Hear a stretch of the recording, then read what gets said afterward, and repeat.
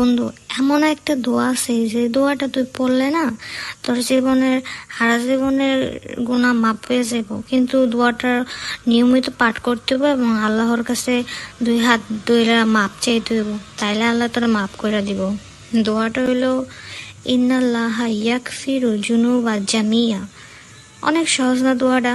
আরেকবার হুন, ইন্নাল্লাহা ইয়াগফিরু যুনুবা জামিয়া। অনেক সহজ একটা দোয়া।